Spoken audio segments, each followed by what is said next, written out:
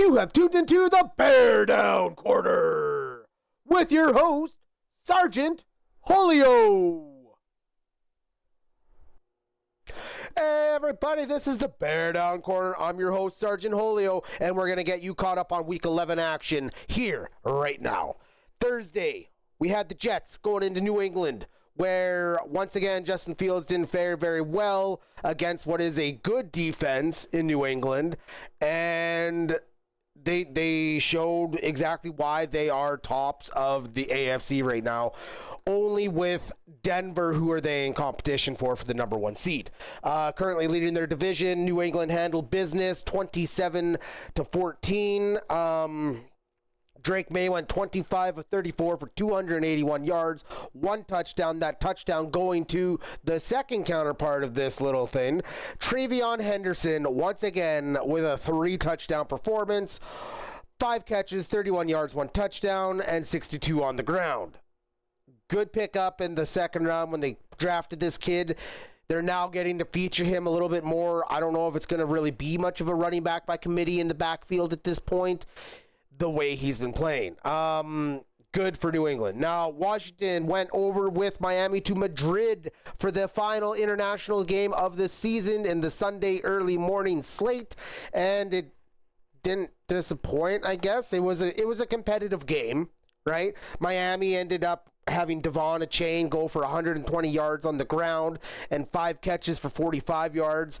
Tua Tagovailoa looked like he didn't know how to throw a football if it hit him in the fucking face, but he got the ball off just enough times and his teammates made enough plays. This was against, let's remember, a Washington defense that changed the defensive coordinator back to the duties of the head coach. So the head coach was calling the defense on Sunday, which that's what he was originally as a defensive coordinator before he got hired. Now, part of the problem is they ended up having to go all the way to overtime, and the kicker of Miami won them the game. Let's not mistaken, okay? Washington has not a bad offense, but they have been decimated by injuries this year. Just shambles. So this was really just a coin flip of a freaking victory for either team, in my opinion. Anyway, that was the morning Sunday game. In other morning games after that, LA Chargers go into Jacksonville, coming off a very nice win and hopefully to gain some ground in the AFC West, but to no avail as Jacksonville pummels Los Angeles Chargers 35-6. Just flat out. Travis Etienne was kind of the highlight player of the game, 73 yards, 2 rushing touchdowns. His counterpart, Tootin, had also 70-plus yards and 1 touchdown. So a good game on the ground for Jacksonville as they controlled and took care of business at home. One of these teams, or possibly both of these teams, are going to make the playoffs in the AFC. So this was a big game in regards for Jacksonville, who had to make a great comeback after last week's loss. So interesting things ahead for that team. Like, I don't know, Trevor Lawrence doesn't look like a franchise guy to me, and they're paying him like one. But that's because you have to pay a premium for a quarterback that is at least obviously a first overall pick like they had in Lawrence when they drafted him, 6 years ago now, I think we're at, with him in his career, Fabio and his long hair. Their defense is what stepped it up on Sunday. So I'm happy to see the Jags back in the win column, and to hopefully give some competition coming out of the AFC South. We all know Indy's just doing their thing. So they're on a bye this week, by the way. Oh, here's a good one. Chicago went into Minnesota. Honestly, I thought there was going to be a lot more offense in this game, but we took advantage, and I say this in the regard of we took advantage of a still learning quarterback. You got to remember, J.J. McCarthy, yes, he had all the bench time and all that to sit there behind Sam Darnold last year as he was recovering his injury, but really actual game play, this is his rookie season. So if you're a Minnesota fan, I wouldn't be so saddened. All right? The kid's going to go through growing pains right now. And also, Chicago is a divisional opponent. You already faced them in week 1. You gave them game tape. You don't think they watched the tape? Dennis Allen had those boys going hard this week. All right? But at the end of the day, Minnesota still was able to come back late in the 4th while we were up. It was a third. What was it at that point? It would have been 16-10. We had the lead. And J.J. McCarthy drove him down the field, and he threw a touchdown to Jordan Addison to take a 16-16 tie, extra point, 17-16. Caleb, before he even went on the field, I seen him mic'd up after. And it was just, all right, get us the drive, kid. I'll put it through. Him and Santos were talking to each other. Now, I could see the frustration after the win and just knowing that they had to grind out another win. But you know what? You're winning. And for Williams, he drove that field exactly as he needed to as the game leader in Chicago. And Cairo Santos up the middle. We won 19-17 the final. Outside of my heart probably stopping for a good portion of that game, like as a Bears fan, I'm not going to complain. I am thrilled we are 7-3 right now. Fucking tickled pink. But you gotta give a guy a freaking little bit easier on a Sunday. You know, like, quit giving up the goddamn lead and having us have to play the fucking cardiac cats and make the comeback. Like, enough already. But either way, we're 7-3. DeAndre Swift had 90 yards rushing on the ground, and Kyle Monangai had the rushing touchdown of the day. So, yeah, that was a hell of a game to be watching, as well as the Buffalo-Tampa Bay game that I had playing in the other side while I was watching the Bears game on Sunday. Josh Allen, ladies and gentlemen, when he wants to, especially in these like marquee games, right? They're going against Tampa Bay, who at this point in time is in a tie almost. So they have had their bye week. Carolina hasn't yet. So Carolina's 6-5. As we'll get to their game later, but you won't be shocked by this. Bills were 6-4, Tampa 6-4, both trying to fight their way in division, everything else. Josh Allen just put it on his back and says, let's just go, boys. Let's go. Three passing touchdowns, 3 rushing touchdowns. 6 total touchdowns in a game. Again, he did this last year in Detroit. 317 yards. He had a couple interceptions, obviously, in a regards of that. Like, the Tampa Bay has a good defense. They just got rough shot because of Josh Allen. That's all it was. James Cook caught 3 of those catches for 66 yards, 1 touchdown. He had 48 rush yards on the ground. Buffalo takes it 44-32.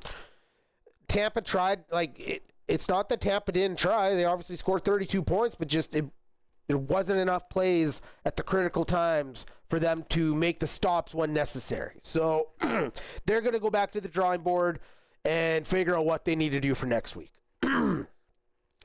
Green Bay traveled into New York Giants, where after a hell of a game they gave us last week as a Bears fan, all right, they gave Green Bay just about as much. They took the lead in this game a few times. And Devin Singletary ran for 2 rushing touchdowns. Jameson Winston ran for a touchdown, passed for 200 and some yards. But Green Bay, at the end of the day, Jordan Love, just enough offense, 2 passing touchdowns, 174 yards in the air. Their running back in this game, though, got a little banged up. We got a little update as regards for him. But they scramble away with a 27-20 win. So, Cheeseheads, I guess, raising victory, right? Houston Texans traveled to the Tennessee Titans, where they were once again without C.J. Stroud. He was deemed out because of concussion from the week prior. And you know what? They did enough. They did exactly what they needed to in implementing your star receiver and doing just enough offense to get the win. They scraped out a 16-13 kick on the last, couple plays of the game, field goal to go ahead. And Nico Collins with 9 catches, 92 yards, and the single touchdown for Houston on this day. Carolina and Atlanta, yes.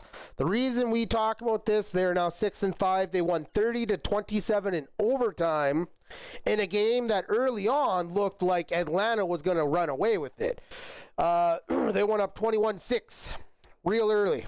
Bijan Robinson, 2 rushing touchdowns. Tyler Algier stuffed one in there. And then come the second half, Bryce Young was like, enough of this crap. And he starts bombing them. And he goes off for a Carolina passing record, by the way, of 31 of 45 for 448 yards and 3 touchdowns. 2 of those went to Teratoa McMillan. Last one to tie the game near the end of the under 3 minutes, and they go away with the kick of the field goal as they make the first stop in overtime, drive the field, kick the field goal, and it's over. I tuned into that game for portions, and man, I was entertained. That was a fun game to watch. But Atlanta, where do they go from now? Like, this was a team that was highly expected. They had enough star power with the second-year quarterback, left-handed, tossing it around, athletic enough to make the plays, and they had a marquee win against the Bills this year too.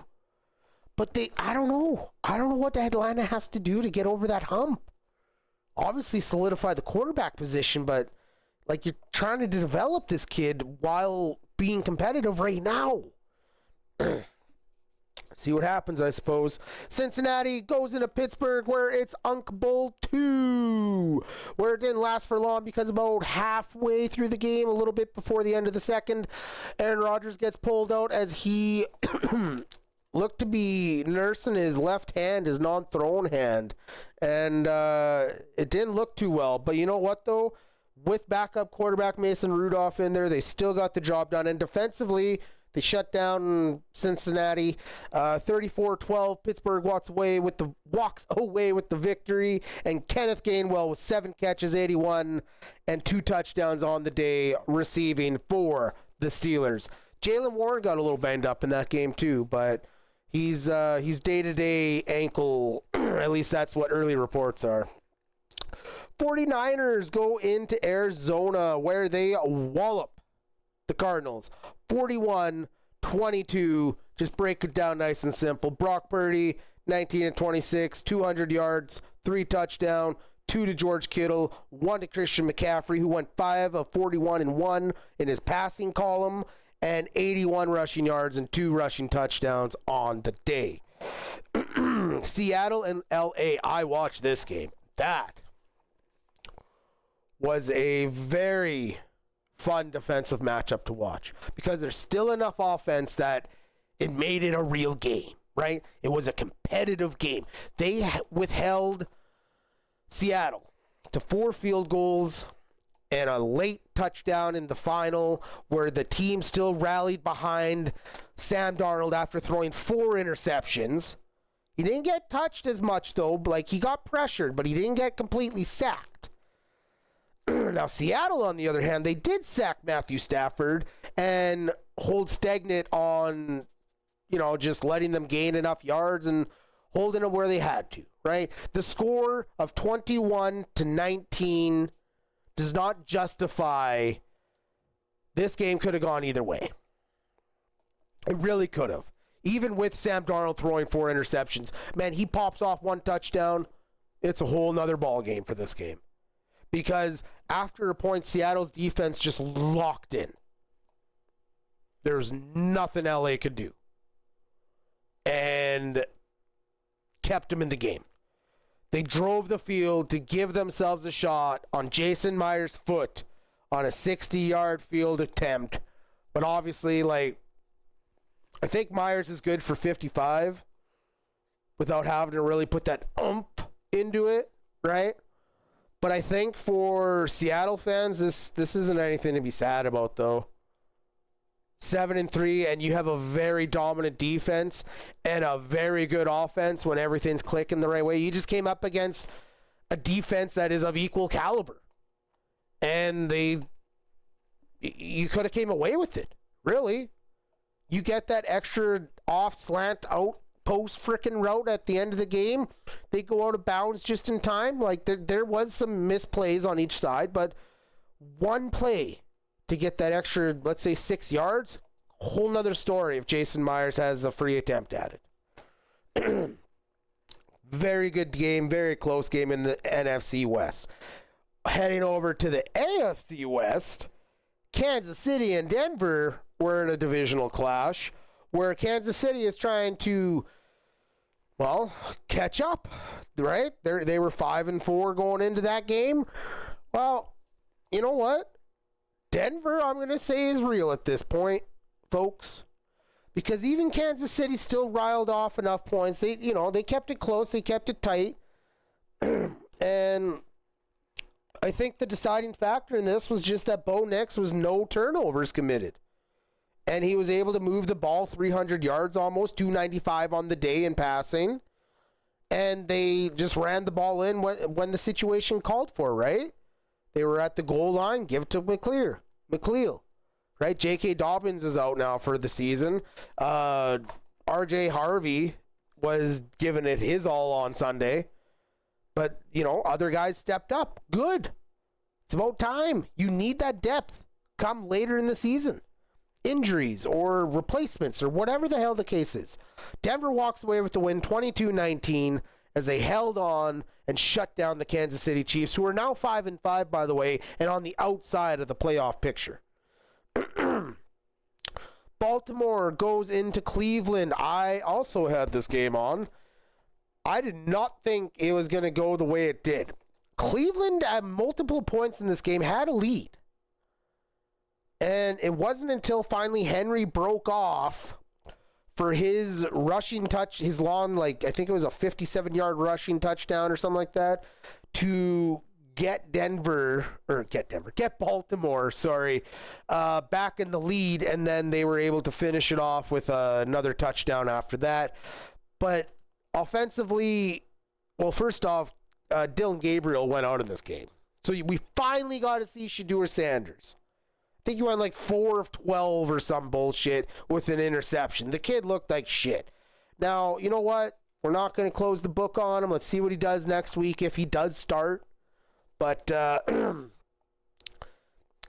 Baltimore, Cleveland's defense, shut down Lamar Jackson on this day. And I say that with great regard because they forced 2 interceptions and held him to 0 passing touchdowns. They had just enough offense and being able to move the ball the rest of the time and on the ground that they made it work. They had to do a fake tush push. Mark Andrews broke around back and bolted for a 40-some yard touchdown. They had to do trick plays to beat Cleveland. Cleveland has a legit top 5 defense. What Cleveland doesn't have is any offense.